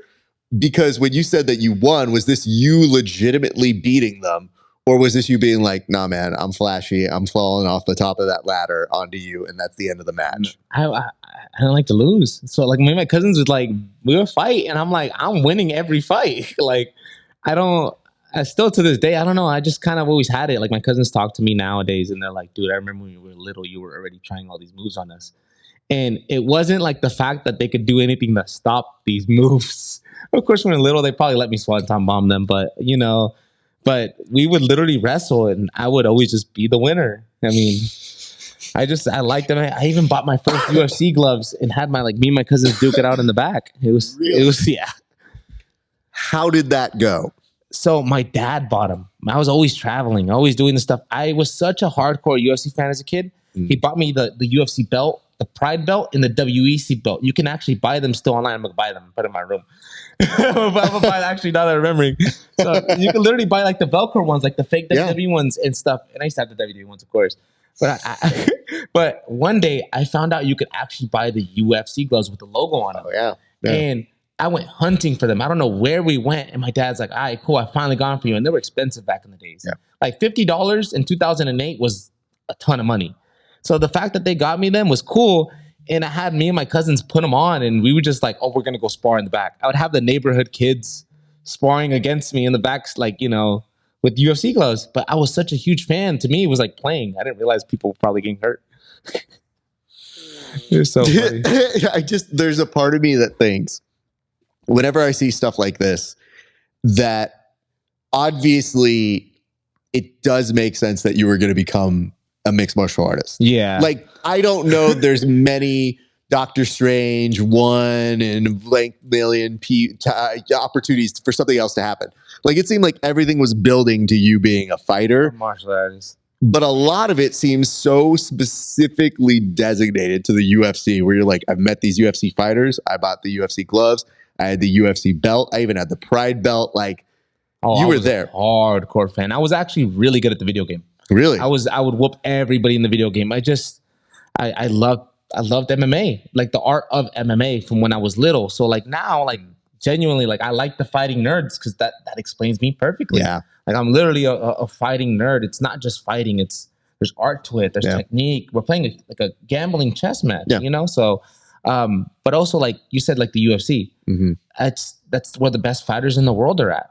I could do stuff. I could just quit fighting and I can go make money. Yeah. I can go do a regular job. I feel like I'm smart enough to learn whatever I would want to learn and my brain is still fine, but it doesn't fulfill me. It's like, what gives me purpose and meaning is like, okay, cool. I set myself to be on this goal to try to become the UFC champion. It's a big goal. And it's like, I'm gonna go for it. That's always my goal, is to try to become the best fighter in the world. And I'm gonna try doing it. Okay. Yeah. So we talked about your flashiness. We talked about, obviously, your penchant for style. Oh. But then I'm looking at photos like this. Oh, yeah. And we see that your parents went from buying you belts to you now having your own belts. And then you're not just having your own belts, you're like, no, I need to be in my suit with them. And not only that, but at a study with a very, very strong background full of books and a shelf of mahogany. And that you're like, nah, I need to do a photo shoot with this. Because I've seen you holding 5 belts at once. And I just thought, like, oh, good Lord, I don't have anywhere near that many belts, let alone that. It's not fun. It's not practical. It's not practical. It's a bad. You can't carry them nowhere. You can't use your hands. I mean, it's a good problem to have, but it's a problem. It is definitely something. It's a first world problem, is what you're describing here. Yeah. Because you're just like, oh, these belts, they're so heavy. I'm so sorry. I'm so famous and good at fighting. No. But to me, I laughed so hard seeing you do those, because I also knew, I was like, yeah, that is going to be pretty heavy, fam. I don't know how you're going to be able to do that. But the second part is me thinking to myself, I mean, that's kind of the stuff that you talk about, that like why it's so good that family members, like parents, buy you those things because they tell you it's possible. Yeah. And then you have the fulfillment of achieving those goals and those dreams of being an MMA, being a champion in there, and then saying like, that's why you feel so confident you made the right choice. Yeah. Because when people mention they're competitive, I'm like, I don't know, man, you probably would have been a pretty good lawyer with that competition drive. That level, like you need to be able to fight for a client in a certain way, and you need somebody who's hardcore competitive. I do ask this of many people, and I will ask you this. When you say you're competitive, can you give me an example that might demonstrate outside of the mixed martial arts world what makes you competitive in a way that has been embarrassing at any point or time? Embarrassing myself or something like that? No, well, think of it like this. Have you ever been the person that somebody says, I don't want to play this game with you because you're too competitive? Every game. Okay. Every game. So yeah, legitimately, I don't make the game fun because, like, okay, so like I said, I'm not even tooting my own horn. I'm a nerd for everything and anything. Okay. So if we're playing the Simpsons board game, I'm a hardcore Simpsons fan. I know as much episodes as I can. Okay. I'm watching One Piece. It's 1,300 episodes. So when I joined MMA, I was unemployed for 2 years. This is the COVID time. I went through watching every Harry Potter, every Lord of the Rings, everything that's a series that people talk about. I've watched it. So so it's like almost like a trivia based as well. Like whatever you want to win at everything. You want to know more than everybody else at that. Yeah, it's like I'm not gonna lose, and it's kind of, it just doesn't become fun for my family no more because we play a game, and most likely I'm gonna win. Wow. It's like and then I'm like, I'm just gonna try to like not really take it too serious and not be competitive. But no, I don't care if it's a kid in my family. I don't care if it's a 10-year-old. I'm winning. I will say there was a brief moment at the very beginning of our role where you go, you can do this. And I go, and we're just starting. And I just thought to myself, I was like, you don't need to tell me this. Unfortunately, I'm better at roasting than you are. So I was like, oh, yeah. I feel like we're going to be okay. But the reason why it's somewhat jarring is your role was competitive in its athleticism, but not bad competitive. Like it's a fun competitive where I was like, oh, okay, we can have this. We can flow here. He's doing this. This is really strong. This movement's there. I roll with people who are like, I'm not giving you an inch. When it's just the fun roll and I go, oh shit, it's going to be a hard day at the office. I didn't get the sense that if I was going to play like Candyland with you, that you're going to be like, let's run it back. Let's go. Let's do it again. Yeah, you got that dumb shoot. I didn't see that. That's some bullshit. Run this back one more time. No, but I'm like a super nice guy, and I understand like we're having fun. It's a good role. Now, no. Now I'm getting into the important thing. No. It's not that. It's like I don't know how to explain it. Like we're here for, like, I don't want to get like injured. I don't want to injure you. Yeah. So it's like, why, I'm just gonna tap. No reason to kind of wake up the next day. But think about it like this. Those people are the ones when they say they're competitive at board games or like a family trivia night or something like that, that I go, yeah, that makes sense. I was like, dude, you seem so chill and like fun and relaxed that now you're telling me like, no, Raph, for your own benefit. But I will ask this because I do ask this of competitive people. How are you at poker? I don't enjoy it. Oh, you don't? So there's another thing. I don't like taking risk. Really? I'm not a risk taker. Okay. I'm not a gambler. I don't like, if there's a risk factor in it, that's the same thing. I kind of like, I'm not spilling nothing, but like I fight, I'm there to win. Yep. I'm not there to do something stupid. I'm not there to brawl with you. I'm not there to play your game. I'm there to win.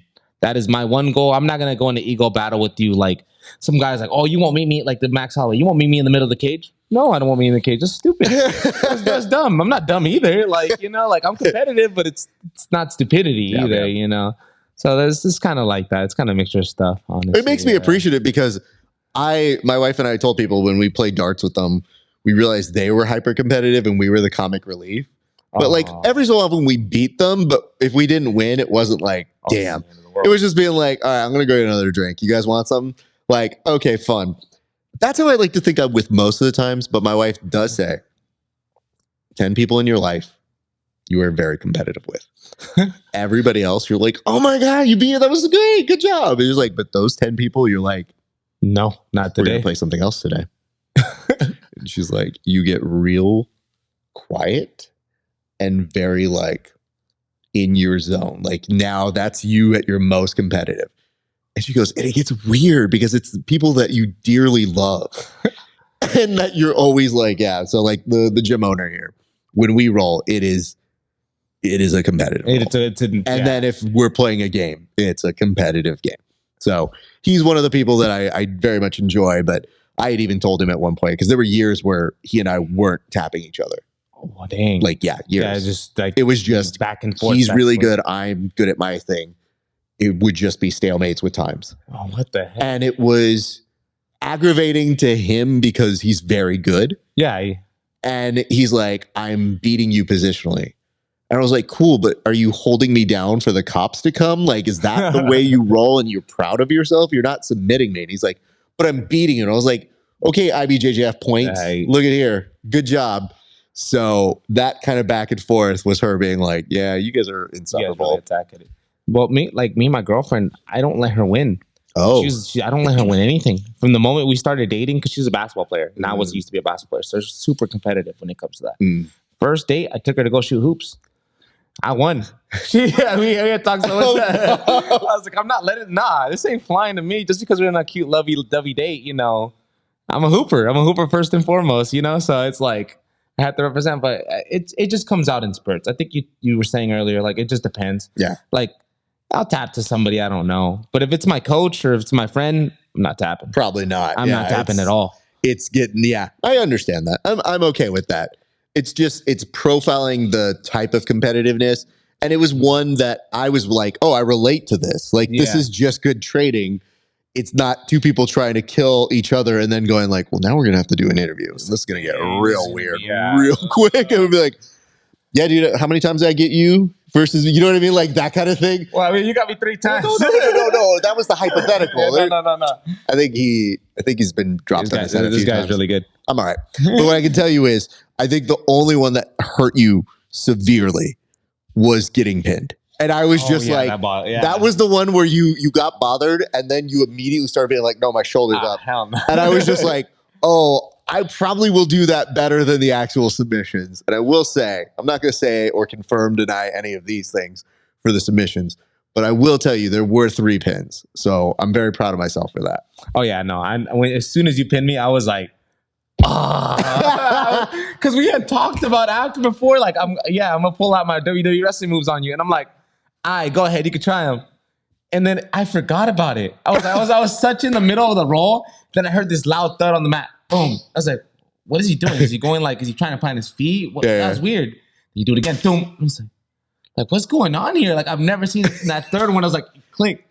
Oh, 1, 2, 3. Click. I was like, oh, I just got pinned. He did. I did not realize. And then I realized, I was like, I got to get him back for those people that took the falls when he was swantoning them back in the day. I just didn't know it yet. Now I know. Now you know it. I was like, yo, I was coming for you guys because I bet you this dude was like, tonight you're taking the fall.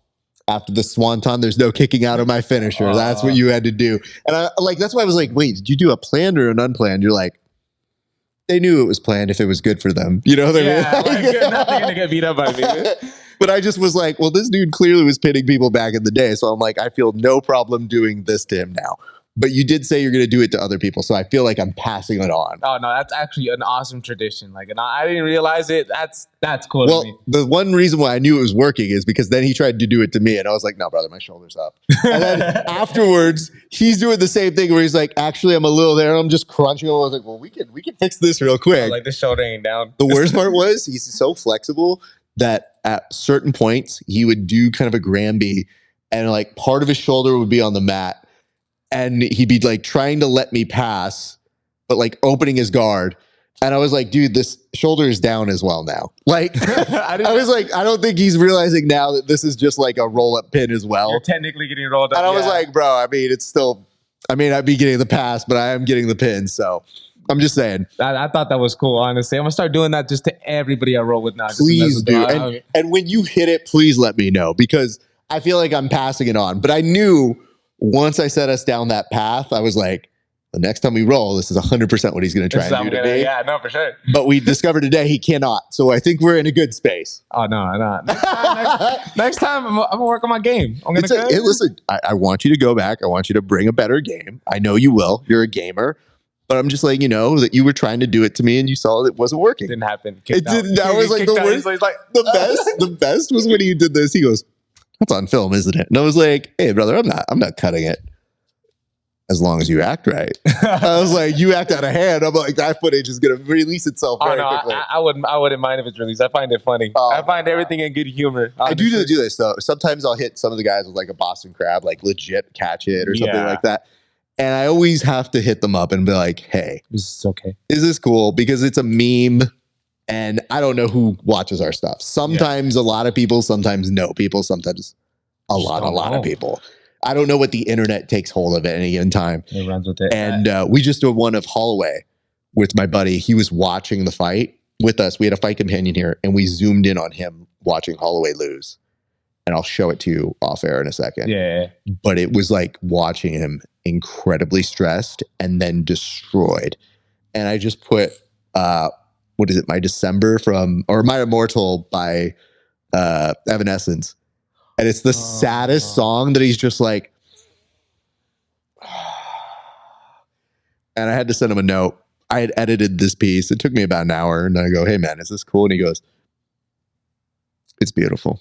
Send it. And I was like, okay, that's great. So I knew people were going to relate to that story because they're like, dude, nobody wants to watch Holloway lose. Have you watched The Simpsons? Like, you watch it? Like, yeah, I don't know how recent though. Yeah, no, it's an old episode. So this is a scene where Lisa Simpson breaks Ralph Wiggum's heart, and Bart's like, look, you can see exactly when his heart's broken, and it's like Ralph going, oh, exactly that, because we literally watched it happen. And it wasn't like I wasn't sad. It's just I've seen so many sad things in my life that I just go, it just sucks. You know? It ruined my morning a little bit. It sucks. And I was just like, damn. But I went on with my day. Like, it's not me fighting at the end of the day, you know? So it's... You do have more involved in yourself. Yeah. And you're a big fan, but not everybody fights MMA where they get that release of doing their own fighting where they're like, man, I'm just bummed. Yikes. And then all of a sudden you're like, if you don't fight, you go, that was my dude. It felt like one of your homies got one of my boys, fucked up, you know? So I could understand that. As we start to circle here, I would like to ask this. Usually we ask the grappling side, which is, when did you fall in love with jiu-jitsu? But I'll open it up to you because MMA is such a huge, critical part of your life. When did you fall in love with the MMA that you decided you were going to do it as more than just a hobby? So actually, I like jiu-jitsu first. Okay. I like jiu-jitsu a lot more than I like striking. I didn't like getting hit in the face. I hated it in the beginning. I was like, dude, this is stupid. Just take him to the ground and you take no damage, like, you know? And then I slowly started falling in love with striking, you know? But MMA has been probably a love of my life since I was a little kid. We talked about it a little bit earlier. Like, but when I actually started training at it, I was like, I was really like a natural at jiu-jitsu. That's what I like doing. I would go watch videos. I'd watch YouTube clips, Instagram reels. And I was like, this is this is what I got to try the next day. Oh, I see on Granby. Oh, I seen this, I seen that. So I tried it not knowing the actual technique, but if it worked, it worked, stuff like that. I'm really a big visual learner. You just have to show me something one time and I'll learn it forever pretty much. That's how I am. But with MMA, I think one day I got a knockout and I was just like, yeah, we're striking now. I was like, this is awesome. I didn't know I had knockout power. I always thought like I was just going to be a regular guy, probably tough, and then started getting a couple knockouts and it's like, you know what? Screw that jiu-jitsu stuff. No, but I still love jiu-jitsu though. You do. And you play very fun and well. So that's how I can tell you enjoy it. Because some MMA guys look at jiu-jitsu like a chore. Yeah, it's a chore for some guys. And they go, I don't want to fucking do this. Or like we've had people come to do the rolling part like you. Yeah. And then we do the interview and they're like, I don't really roll too much. And I go, what does that mean? What? Don't you fight? They're like, I just don't like doing it. And then they'll roll with me and they kind of realize that I try to make it fun for them. Mm-hmm. And they're like, you're okay. And I go, oh, I'm okay. You're making the exception for me. Cool. Thanks, dude. But I always like to say it's sometimes because you train so much, it does become a job. Maybe that thrill is gone. I get it. But I just understand, like, I come at it from a place of love and I find that I gravitate towards other people who have that same enthusiasm. And then it's just, that's why it's fun. Like, that's the magic. Yeah. If you get people against their will, it sometimes, or it's somebody who goes, coach was making me do this or whatever. So I'm very loose in terms of it. But my favorite thing to do is, I think I was mentioning to you how a lot of times we'll have our rolling start the class. Yeah. I'll get a couple guys who right after the kickboxing aren't necessarily grapplers. And they'll be watching the rolling and they're just staring at it. And I was like, you can come roll. Yeah, might as well jump in. Stop just watching, participate. Yeah. I'm like, oh, no, I won't. And you go, just, if you're already staring, just go do it. Yeah, you're just wasting time now. Like you clearly want to know how it ends for those people, which means you have an interest. Just go do it. And they're always like, I don't know, maybe. We'll see. And then they roll and then they start saying for class. And I go, yeah, because you do the fun part. Everybody likes the fun part. The techniques, depending on what you like, sometimes yes, sometimes no. Drilling gets a little boring sometimes. And it happens.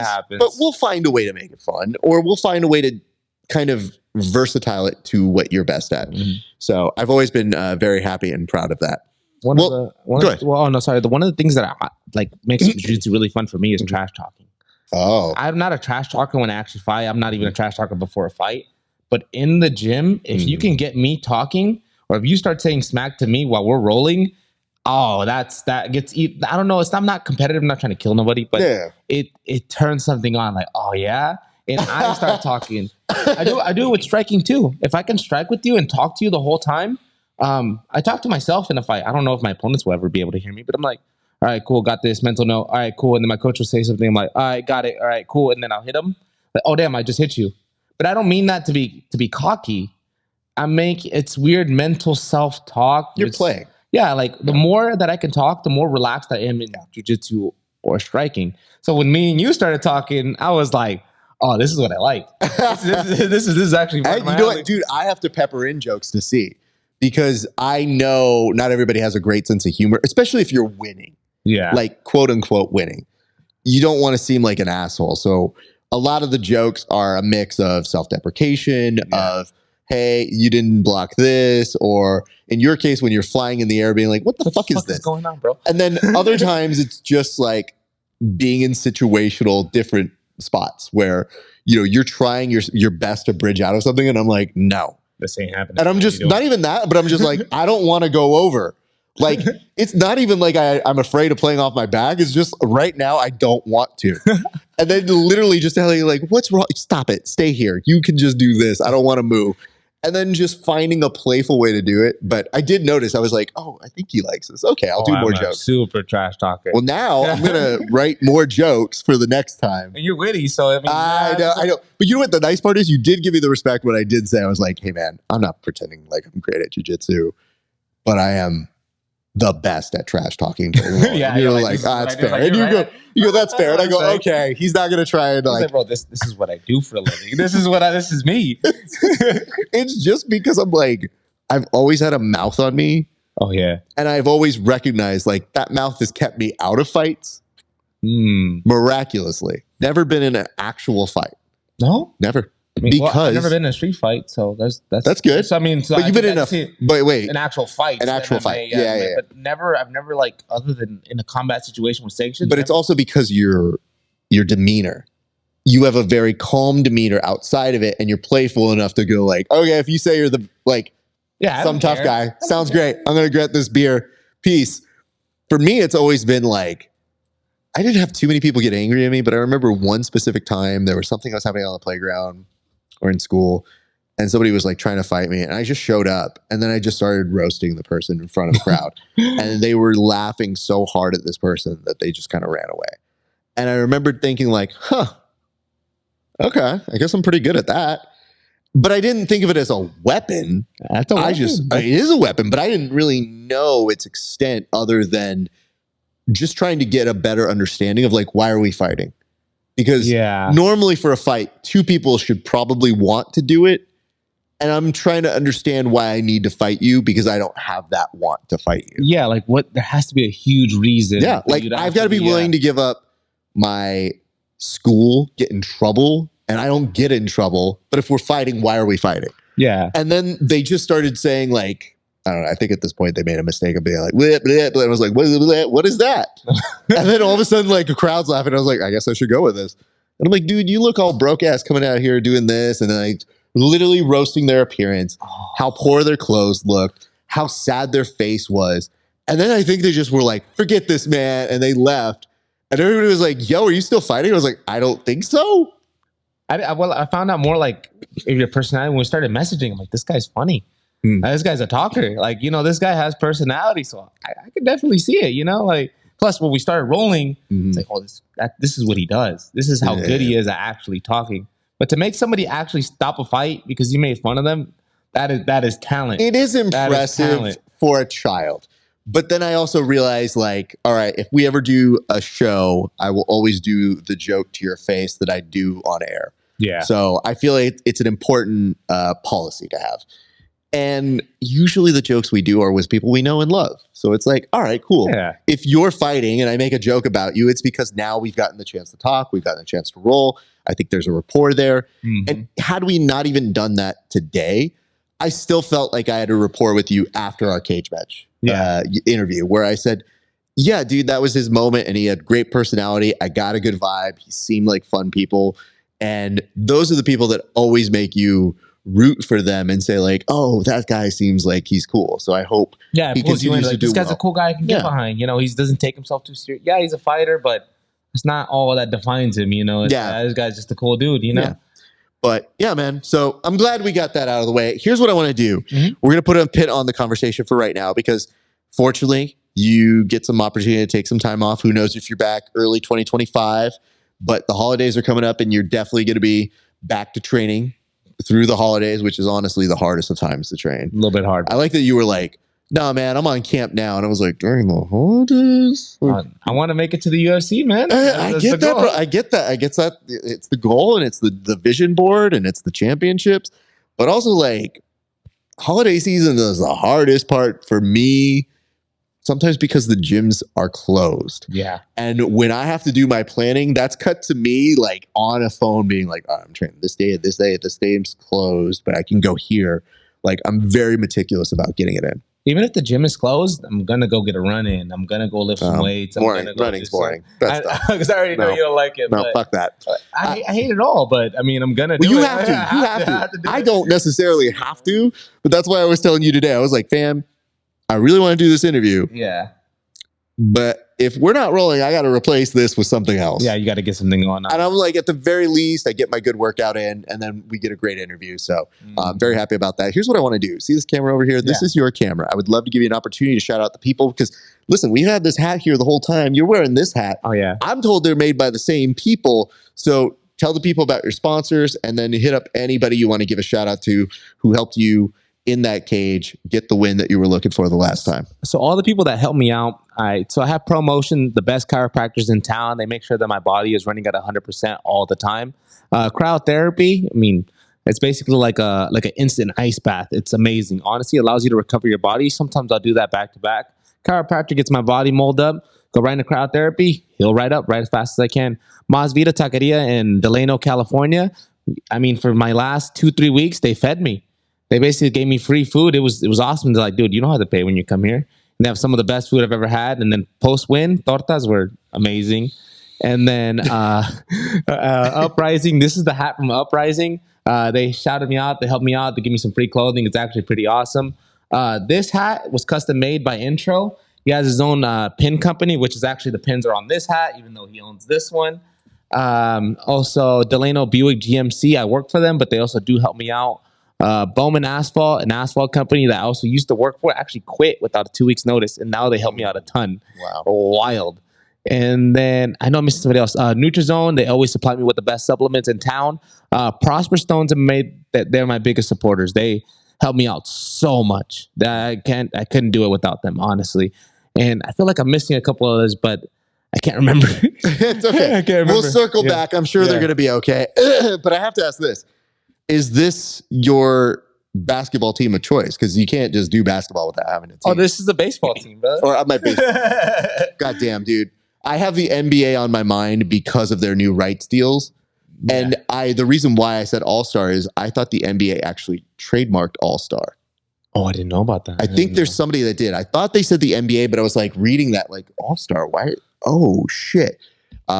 Somebody told me that if you were to try and brand something as All-Stars, you have to go through them. Do the NBA. So no, I'm fuzzy right now, but you're right. Is that the baseball team? This is a baseball team. I barely got into baseball this year. I've been into so many games. I wasn't a baseball fan until I actually started going to the games. Nice. And kind of nice that the Dodgers won this year. I was about to say, I was like, you don't get to celebrate because you're wearing this, but I mean... I was actually going to bring my LA hat, but I was like, this one is because my friend made it. It's dope. So, but it's just I got confused because you're like, I love the Dodgers too, and I was like, this dude's playing all sides. But he ain't watching. He ain't having a Dodgers hat. He didn't have the Dodgers hat. I was like, bro, I wore a Dodgers tie. At least I'm showing out my people. I mean, this is just same thing as the glasses. It's just fashion. It's just the best is still somebody being like, "Why you put them on blast?" And I was like, "Fam, dude, it's funny." I mean, the people that like know me, everybody knows I'm a clown. Everybody knows it's like that. I wasn't even the class clown in school either. I just became this. I think fighting made me become so nonchalant. I think what happens is you grow confidence in the area of being able to handle yourself, take care of yourself, to the point where you realize none of that shit matters to be taking yourself that seriously. I used to get bullied and like do nothing about it, man. I used to be like so like nervous and scared because I'm actually like really nice. Like my mom, I talked to after all my opponents that I like fought, and I'm like, dude, I feel bad. I'm sorry, like that I hurt that guy. I was like, you're way too nice. I was like the Roman emperor when guy. your mom just like thumb down. Nah, that dude's trash. Kill him. My mom. I've seen my mom in so many street fights. Really? My mom is where I got it from. 1,000%. My mom be throwing down. She got jumped by like 5 or 6 girls.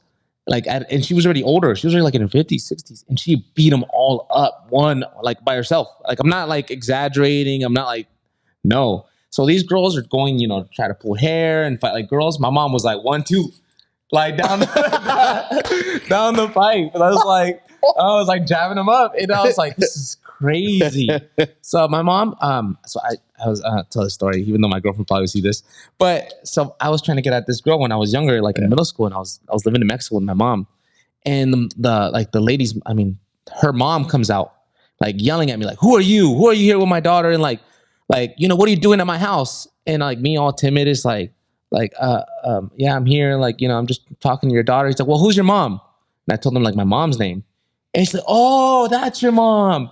I went to school with her. And I was like, for real? She's like, did she still sleep with like a gun under her pillow? And I was like, yeah, that's in fact my mom. She's like, I have a story from your mom. Like some girl was bullying me when I was a kid. She dragged her by the river. My mom would apparently be the bully's bully.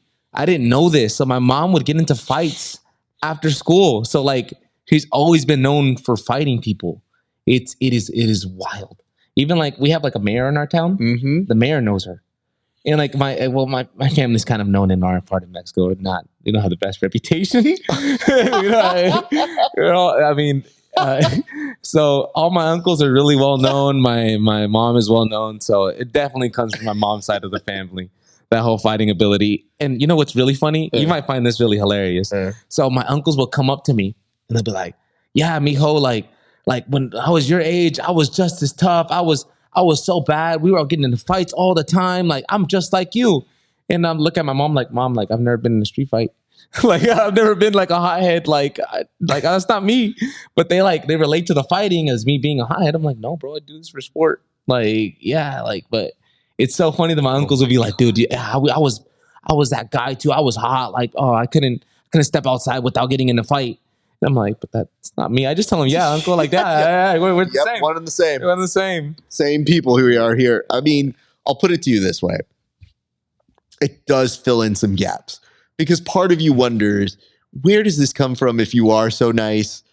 And it's not to say we don't meet nice fighters, but I would rank you amongst one of the more chill. Okay. And that is very difficult because what you do is not chill. It's not in the nice, cage. No. So when you're like, Mama, I feel bad. I beat up this person. And she's like, and she's like, so be it. Damn. Okay, cold, Mom. I see you. Okay. So now I understand where you have what I refer to as your gangster side, because your gangster side has to be the one that shows up in the cage. Yeah. And then afterwards, like literally washes away, respectful, back to your opponent, super great with me, makes it so comfortable.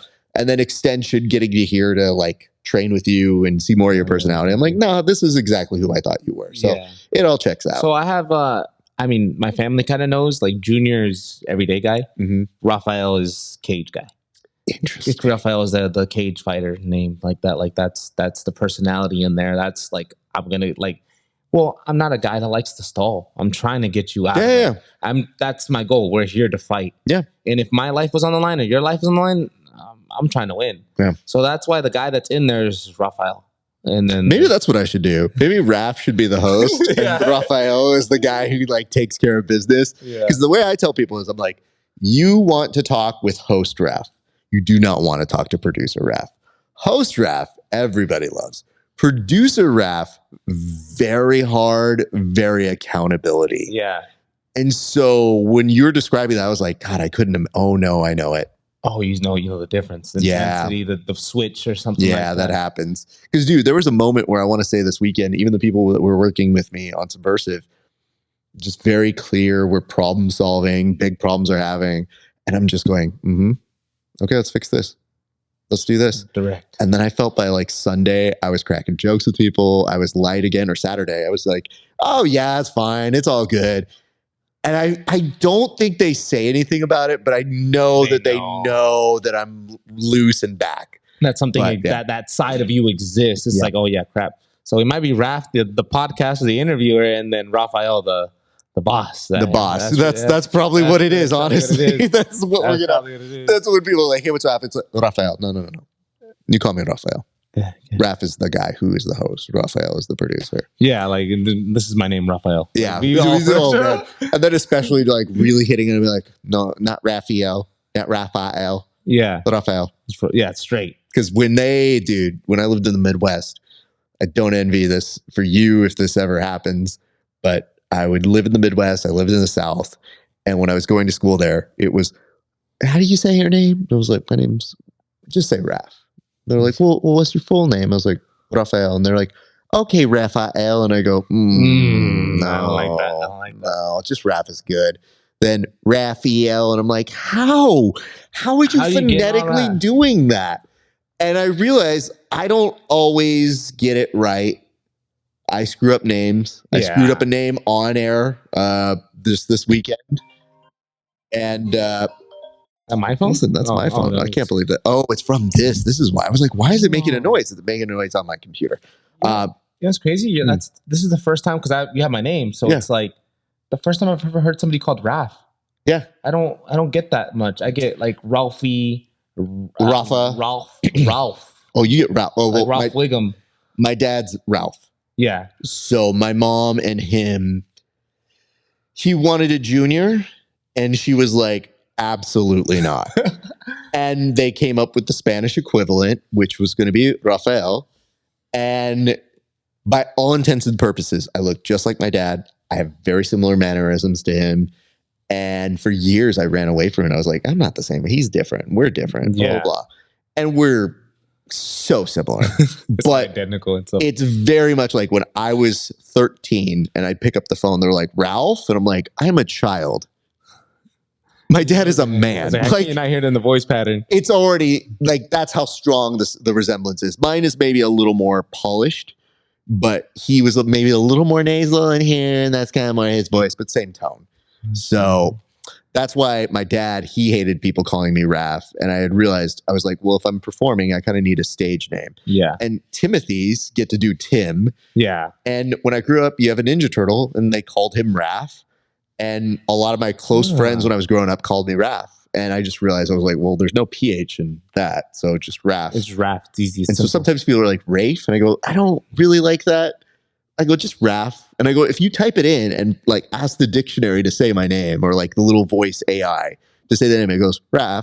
Like it says it like that. So it's been very helpful. Plus, I think once you get to know me, it's just, it fits. It becomes simple, just Raph. It just makes sense. I'm not actually supposed to be Junior. My grandfather, my dad's name, which my dad's not my life, but I found this out when I was way younger because of him. But my dad's dad is also Rafael. Interesting. So my dad was actually the actual junior, and I should have been the third. But because I was the first one born in the U.S., they had no documentation that my dad was a junior or the second. So in reality, I'm the third person to carry the name already. But technically speaking, I'm not that on my document paperwork, which is kind of funny that I go by junior all the time. I'm not even a junior. I feel like I think my Uncle Junior is the same way too. I'm not sure. All I know is I've learned between Mexican families and 10th Planet friends and this jiu-jitsu world that sometimes people are like, hi, my name's Tree Trunk. And you're like, what's up, Tree Trunk? Sure. You just don't care. Whatever you say. Whatever your name like, is. this weird space is too interesting and too crazy. In the world, when someone goes, oh, we call him Nunchuck, and I go, I don't even want to know. Just sure. If it's like, hey, Nunchuck, I need you for a second. Can you do this? And I go, I'm not going to question it. So I've learned to be very passive about that sort of stuff, but it is still kind of crazy. The Brazilians, Rafa. Yeah. Rafael. But I get a lot of Rafa. A lot of Brazilian coaches will be like, oh, Rafa, very nice, Rafa. Good job. And I go, thank you. One of my first coaches, he would just yell out, he'd be like, Rafa. I'd be waiting for like the instruction of what to do when I'm like dying underneath somebody. And I go, yeah? And he goes, do something. And I go, no, tell me what to do. You know what to do. I don't know what to do. I don't know shit. So that's a phrase that me and a couple of my buddies who train like that long will be like, hey, do something. It's like, oh, it's not looking good. Oh, yeah. So we've learned to do that. Well, some horn out there. I did hear that horn. I was like, there's too much going on. Like normally this is a very non-crazy element. There's been too much weirdness happening outside today. It's meant to be. It's meant to be. Well, sir, here's what we're going to do. We're going to put a pin on the conversation. I want to say thank you again. That was a blast having you come by the Academy. And I'm glad we could be one of your first podcast experiences because, like I said, I've watched your work. And whenever I do commentary, I try to watch everything I can on the fighters. And I liked what you were doing. You know, seeing you as a knockout artist was really cool.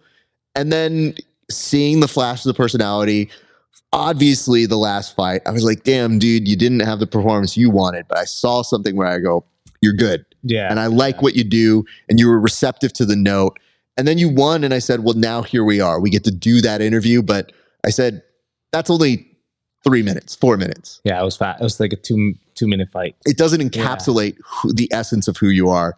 And I wanted to try and do that on here. And I feel like if anybody watches this, they get to know you better as you start making those next steps to your pro career. No, thank you for inviting me down. This has actually been a very awesome experience from the time we got to rolling to eating food together, chit-chatting, and we're doing this now, which is, I could say, is my first ever like podcast or interview that I've ever First of many, sir. You'll definitely be somebody who's going to be booked by other podcasts in the future, especially if you continue on the trajectory you're on.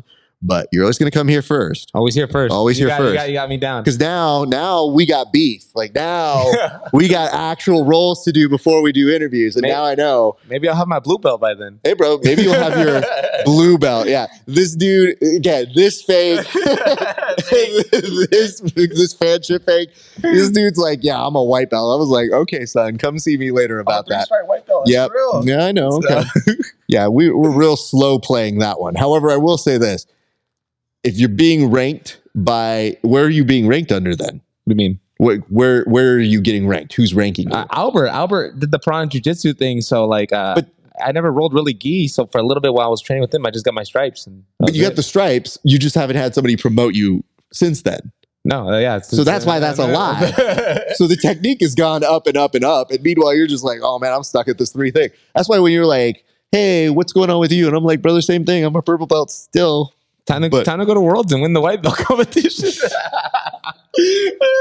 You know what? There's nothing wrong with that. Let's do it. Let those guys get massacred by your flippy nonsense. But all I know is I told this man he was going to end up in a figure 4, and he did. I did. In fact, I was like, what is he going for right now? I was like, let me show you something. I was like, what? And then he started putting his legs on the entanglement. I was like, oh, he did it to me. Had to, bro. That dude, he found that photo of me being put in a figure 4, which was not the whole story. I was like, bro, I reversed it into a sharpshooter. So now I'm like, yo, this fan, he found out real soon. So I'm already looking forward to the get back. But sir, oh no, thank you. You're a wonderful human being. And guys, I'm just going to close this up. So, wow, this is super dark. Let's make me a little bit lighter. Let me get close like this. Thank you so much for watching. We appreciate you guys. As a reminder, like, comment, subscribe. So we said we would give you a topic here at the very end to talk about. I think the comment that I'm going to give you to put on this one is, who is the MMA fighter that you have met, and who was the best person that you met in MMA? So it could be 2 questions, or hopefully it's the same one. So you tell us, because this dude, the fangirl over here, definitely, I mean, I'm hoping this. I'm manifesting him. Max Holloway. Well, don't point over his face. Yeah, you're just like, I'm trying to meet this guy over here, and you're crossing over his face. Max Holloway, if you see this, please come see this young man. I think he would very much appreciate the time. But like, comment, and subscribe on there. Check us out, patreon.com/grappling hour. You can find our interviews 30 days before anybody else, $5. And for a few extra dollars, extra bonus content, not available anywhere else. Additionally, get some merch. Grappling Hour, it's cold. Get a hoodie. It's at rafasparza.com/merch. And Spotify, Apple Podcasts, subscribe, like, all that good stuff. It does help us. And again, check us out on Discord to continue the conversations we have here on the show. That's going to do it for us here at the Grappling Hour. It's been a great day for grappling. We'll see you back on the mats.